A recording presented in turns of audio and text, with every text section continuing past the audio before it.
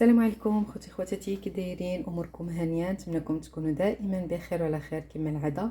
اليوم مع فيديو جديد ومرحبا بكم معايا في قناتي امينه شانيل تيفي. المهم اليوم غادي ندير معكم واحد المعمر بعجينه مورقه، كتجي مرقه ومقرمشه هائله 100%. تبعوا معايا المقادير وغادي نوريكم المقادير بالضبط وغادي تتبعوهم معايا. فعلى بركه الله نبداو بالعجينه هي الاولى. اولا غادي نبداو بكاس ديال الفينو، 3 الكيسان ديال الطحين ديال الفرص،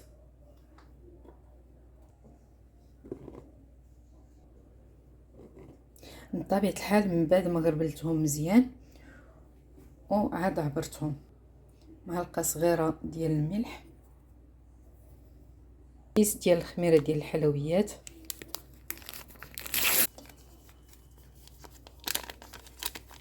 والماء من طبيعه الحال حسب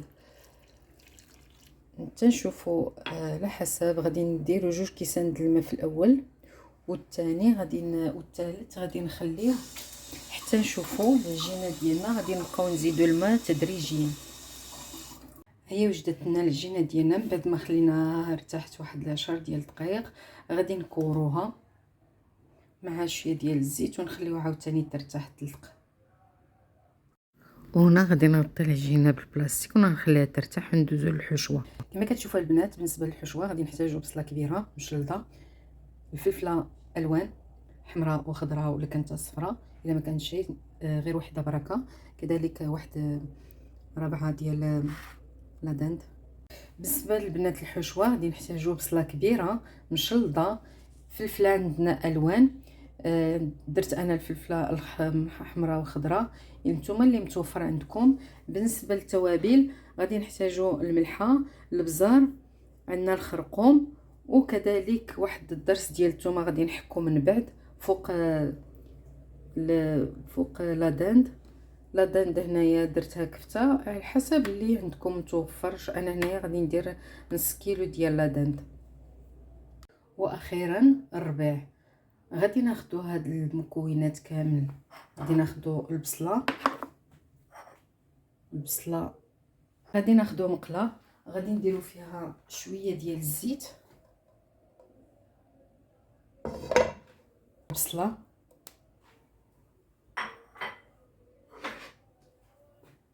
والفلفله الوان،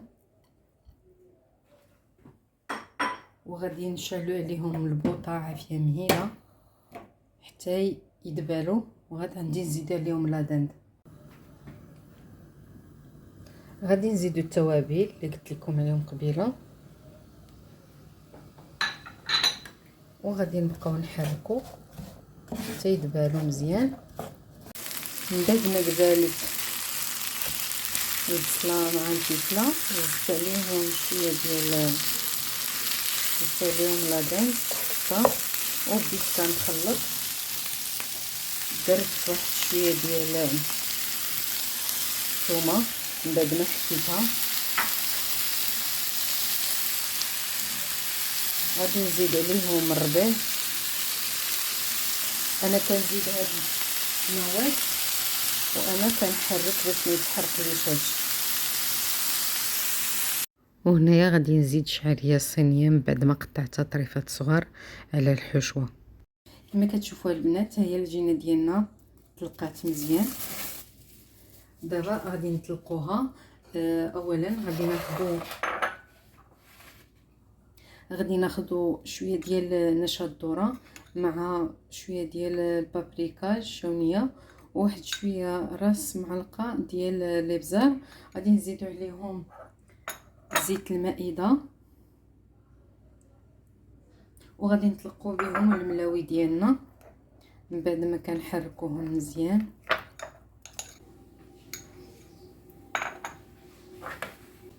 وهنا خوتي غادي نطلق معكم هذوك الملاوي كاملين، وغادي ندهن بديك الخليط اللي درت ديال الزيت مع الشاونيه والابزار، وغادي نبقى نطلق ملويه بملويه، وغادي نخليهم يطلقوا. من بعد عاد غادي نوريكم الطريقه النهائيه كيفاش غادي نعاودوا نجمعوا الحشوه في وسط منهم. هانتوما كما كتشوفوا الفيديو كيشرح راسو. هذه الاولى غادي نطلق معكم مربعات بحال هكذايا، ومن بعد غادي نخليهم يرتاحوا. غادي ناخذوا نلاوي ديالنا بحال هكايا، غنبداو وحده بوحده من الاولى اللي بدينا، ونبداو نطلقوهم على شكل مربعات هكذا وندهنوا.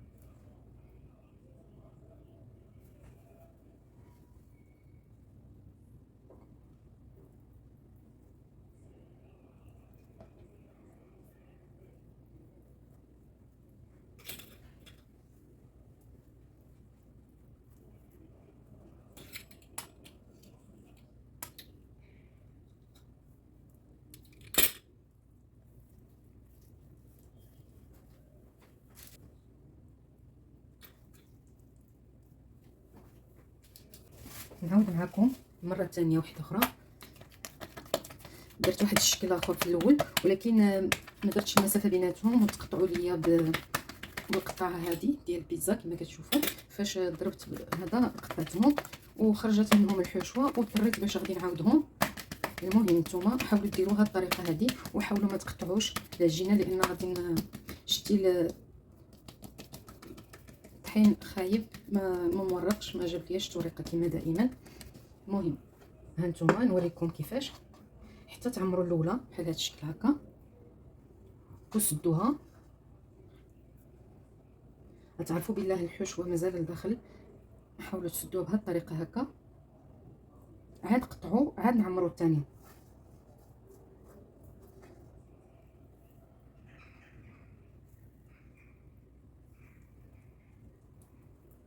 بحال هذا الشكل حتى تجمعوها مزيان. عاد حاولوا تعطيو واحد المسافه شويه بعيده باش ما يتحلوش. دابا كنقدروا نتحكموا فيهم كما بغينا.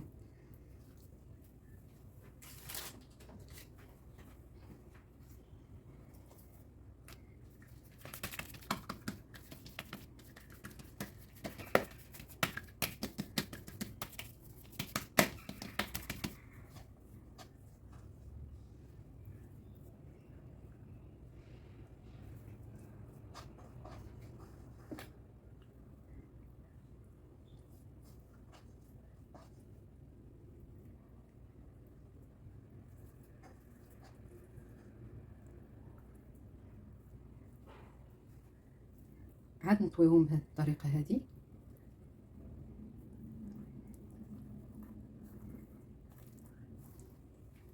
ونحطهم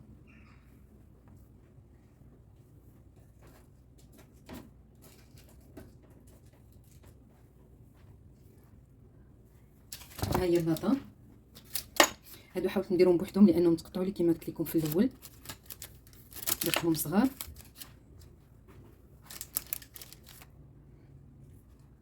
وغادي ندهنهم بهذا الخليط اللي درت.